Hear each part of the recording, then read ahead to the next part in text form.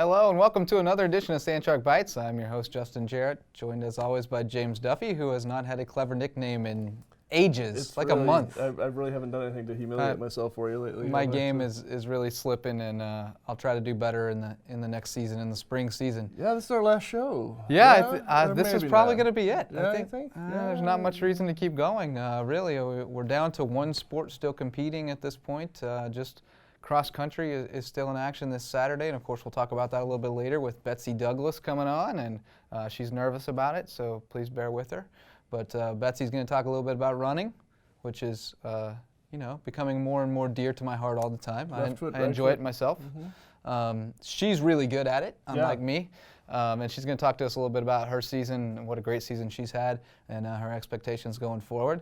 But we don't have much else to talk about. We've got men's golf. They were in action, sort of. They got in one round before the rain got them. Everybody else is done. And I know things are tapering off because pickleball games are coming up again in the middle of the day.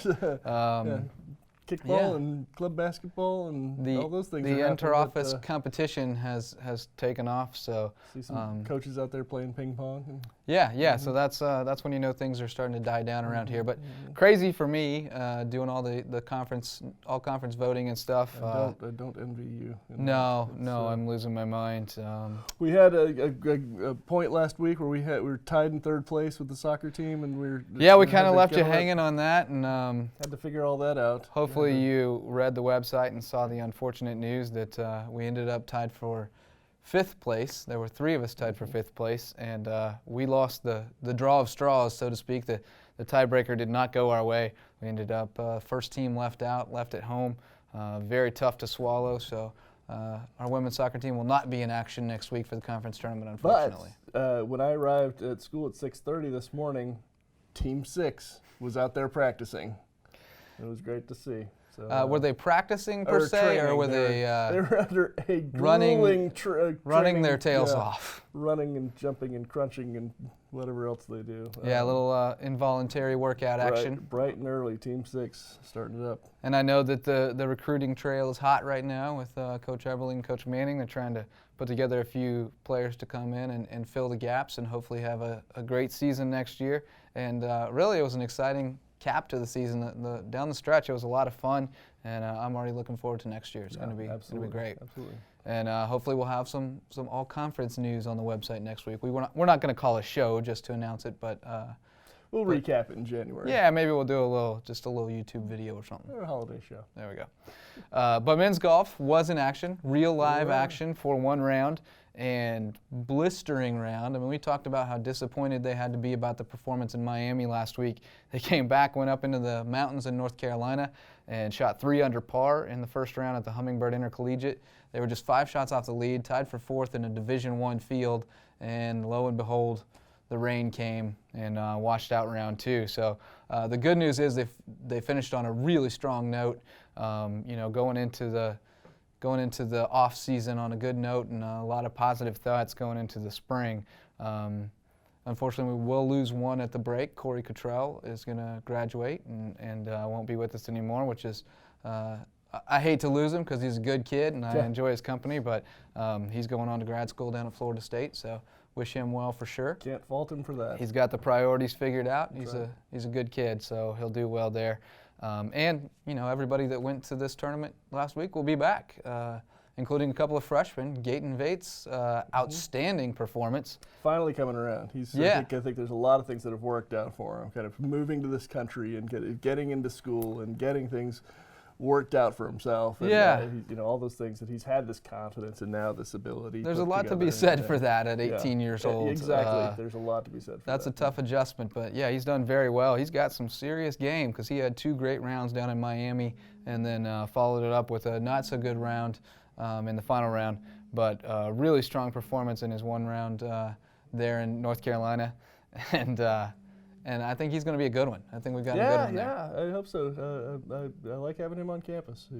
He adds an international flair to our he does. populace. So. For sure. He wears the skinny pants. He does wear skinny pants. But Gate having a great season. Brad Curran had a good performance again. A couple good rounds in that last week and a half of the season. So positive things there for Coach Danny Allen's team. And he's still just getting to know his team. I still haven't met him either. Oh, yeah, we would get along great. We should have we should play a game of Charty McDennis together. Yeah, that'd be fantastic. You guys would get along very well. We I've have similar heard senses of things, humor. Yes. Hung out with Coach Bennett a little bit, women's golf. We talked about their performance last week. They had a really strong season. Soccer finished up strong. So, overall, it's been a good fall. We've had a lot of good material to work with. We've had a lot of good athletes to talk about. Exciting moments here and there that have really just carried us through our season of Sand Shark Bites. And, there have been some weeks that were tough. We've been lucky. But we've survived. We've survived. Wealth of highlights and information, I think. Sure, there you go. Sure, go ahead. So that's about all we've got. That's your quick update. Not much else to talk about, so I guess we'll talk to Betsy Douglas. Let's talk running. Betsy Douglas coming up right now on Sand Shark Bites. Okay. Joined now on Sand Shark Bites by Betsy Douglas, star of the women's cross country and track and field teams, and first-time guest on the show. Betsy, I know you're a little nervous, but these are nice folks who watch Sand Shark Bites, so don't worry about it too much.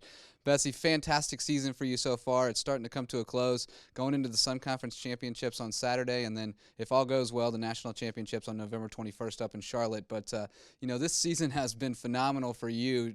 Not only did you pick up where you left off last year, but really you came in stronger than you had ever been. What was the key? What did you do in the off-season as far as training to come in and run as strong as you have all year? Well, it's very important this summer to train because that's where you're supposed to do, train in the summer, because whenever you get into the season, that's when you race. So you don't want to train in race season. Joy, she was in our team last year. She's been training with me. I trained with her a lot this summer, and that helped a great deal. Yeah, Joy last year, I know that you guys really fed off of each other. Joy Miller, who we're talking about, an All-American in the marathon for USCB, and now an assistant coach for the team as well. I know you guys kind of pushed each other last year for that #1 spot and continued to really feed off of each other. It's funny because you guys seem like kind of opposite personalities in a lot of ways, but you've really meshed together, haven't you? Oh, yeah, we do well together. We both encourage each other, and we're still racing against each other, but we know how to encourage each other to do better. And fantastic race for you at the Sand Shark Invitational. You went in with a plan. You wanted to run sub-18. Your PR going in was 18:10. Crushed it by 20 seconds. That's the school record, too. When you go into a race, for a casual runner like me, it's kind of hard to wrap my head around how an elite runner approaches a race. But, when you go in with 18 in mind, what's your strategy going out? What kind of marks are you trying to hit or boxes are you trying to check? Well, especially for the Sand Shark, I knew it was supposed to be, it's a good course, and I knew it was going to get a PR.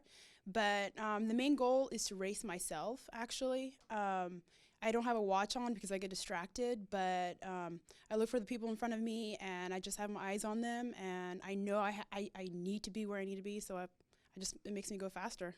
Interesting. You don't have a watch on, but do you kind of have an internal pace calculator to some degree? Do you kind of know about what pace you're running?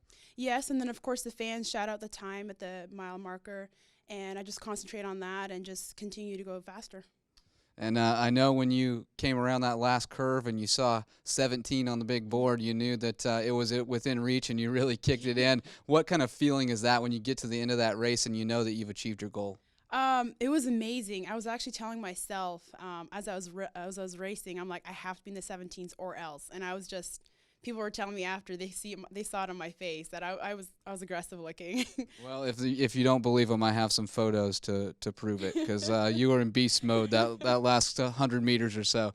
Well, going into a big race on Saturday, I know you have big expectations going into the Sun Conference Championships. You've been the top runner in the conference all year, 5 times the Sun Conference Runner of the Week. Anything less than Sun Conference Championship going to be a little bit of a disappointment this week? Yes, the goal is to win, and I know my teammates have been working really hard, so that encourages me. And I know Abigail will be in that second spot. She's a hard worker, and Jamie, we're trying to get Jamie in her spot too, so that we might go to nationals together. So.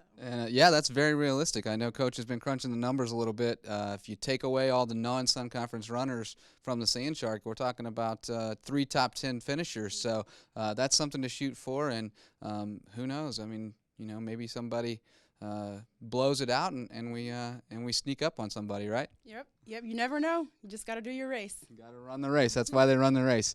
And hopefully a return trip to nationals. I know last year was a great race for you out in Lawrence, Kansas. Be very nice to be closer to home in Charlotte on a course that you guys know very well. Run up there every year. National championships, if you were to look that far ahead, what would be your expectations or goals for that race? For nationals, I'm looking for an All-American, which is top 20. And I know the course, like you said, so I know where I need to speed up, and I know how to work this course now. How much of a factor is that? I mean, I don't know that that people who haven't run cross country or have only run road races or just run casually know how much strategy really goes into knowing the course and knowing how to attack it. For conference and nationals, it's all tactical. It's not about time, it's about placing. And last year I didn't know the course, and I didn't run with I only ran a few of the teams, and it was super hard for me to get into the race. This year I feel more confident since I know the course and I know the majority of the people that are running it. All right, Betsy. Well, we look forward to seeing more great results on Saturday and then looking ahead to the national championships. And great job on your Sand Shark Bites debut. We'll definitely have you on again in the spring to talk about track and field. Okay. We'll be right back with more here on Sand Shark Bites. At the University of South Carolina, Beaufort, we offer small classes, individual attention, and an affordable education in an atmosphere that fosters diversity and achievement. We are students. We field 9 Sand Shark sports teams that compete in the Sun Conference. We are athletes. We are one university with 2 campuses serving the coastal areas of South Carolina and Georgia. We are the Low Country. We are the fastest growing 4-year school in the University of South Carolina system. We are USCB. All right, see, she did a great job. She's for fantastic. First timer. She was so Absolutely. nervous. Immediately after, she said, "Are you really going to make me come back during track?" And I said, "Well, maybe not. I just said that, but maybe. We'll see." She can have her own show. Yeah. And we're also going to start a podcast to talk about Zach's fantasy team. Just gonna talk So about that his should be team. exciting. It should. Yeah. So if you miss us next week, just tune into our podcast. No one cares about Zach's fantasy team. It'll be great. And we also could start filming your drag shows. You could start filming the drag shows. If you I missed the saw a drag show- disturbing photo on Facebook this weekend. Disturbing or arousing, really. It was pretty disturbing. There's a fine line, I think, for some people. You would not make a lovely woman, James. I would not. And I tried to look good. I made an honest attempt at looking good, but you can't polish a turd. Well, I could tell that you gave it your best effort. I'll give you that. You were wearing high heels, which was impressive. Yeah, it was. That was impressive. It was terrible. Showing some cleavage. That was nice. Yep. And all God-given, by the way. Terrible. All natural. They're real and Okay. they're spectacular. Well, without further ado, we should probably stop down that path before we lose our jobs. It's time for our Sand Shark Bites Athlete of the Week. And again, not many to choose from. We're down to just one sport this week, men's golf, but a very fine candidate none the least. And we talked about him earlier, Gaten Vates, or Gaten Vates Sessens, if you should choose. The freshman from Belgium.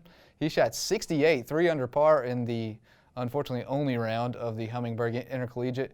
Finished tied for 5th in the rain-shortened event. So I think that's worthy of his first Athlete of the Week honor. Absolutely, and especially from what he did before to what he did now, that huge gap that he's made up. Yeah, huge bounce back week for him after the tough final round in Miami. So great to see, and looking forward to many more great things from him in the spring.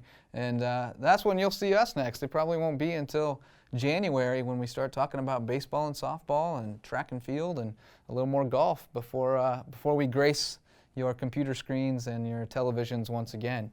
So We'll be back.